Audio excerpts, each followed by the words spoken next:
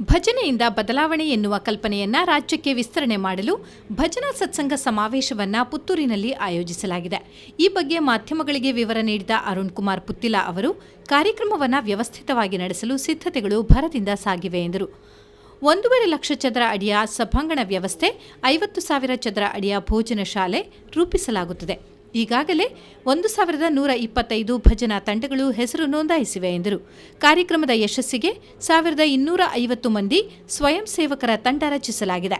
ಕಾರ್ಯಕ್ರಮದಲ್ಲಿ ಪಾಲ್ಗೊಳ್ಳುವವರಿಗೆ ಮನೆಗಳಿಗೆ ತೆರಳಲು ವಿಶೇಷ ಬಸ್ ವ್ಯವಸ್ಥೆ ಮಾಡಲಾಗುವುದು ಎಂದು ತಿಳಿಸಿದರು. ಈ ಒಂದು 20 ವರ್ಷಗಳ ಸುದೀರ್ಘವಾಗಿರತಕ್ಕಂತಹ ಯಾವ ಒಂದು ಪೂಜ್ಯರ ಆಶಯಗಳು ಮುಂದಿನ 100 ವರ್ಷಗಳ ಕಾಲ ಇನ್ನಷ್ಟು ಮುಂದುವರಿಬೇಕು ಮತ್ತು ಭಜನೆಯಿಂದ ಬದಲಾವಣೆ ಇರತಕ್ಕಂತಹ ಆಶಯವನ್ನ ಇಡೀ ರಾಜ್ಯಕ್ಕೆ ವಿಸ್ತಾರಗೊಳಿಸಿ ಆ ಮುಖಾಂತರ ಭಜಕರ ಮುಖಾಂತರ ಈ ಸಮಾಜದಲ್ಲಿ ಪರಿವರ್ತನೆಯನ್ನ ಮಾಡಬೇಕು ಅಂತಕ್ಕಂತಹ ಮಹದಾಸೆಯ ಜೊತೆಗೆ ದೊಡ್ಡದಾಗಿರತಕ್ಕಂತಹ ಐತಿಹಾಸಿಕ ಕಾರ್ಯಕ್ರಮವನ್ನ ನಾವೆಲ್ಲ ಸೇರಿ ಇವತ್ತು ಮಹಾಲಿಂಗೇಶ್ವರ ದೇವಸ್ಥಾನದ ದೇವರು ಮಾರು ಗದ್ದೆಯಲ್ಲಿ ಫೆಬ್ರವರಿ 8ನೇ ತಾರೀಕಿಗೆ ನಡೆಸಲಿಕ್ಕಿದ್ದೇವೆ.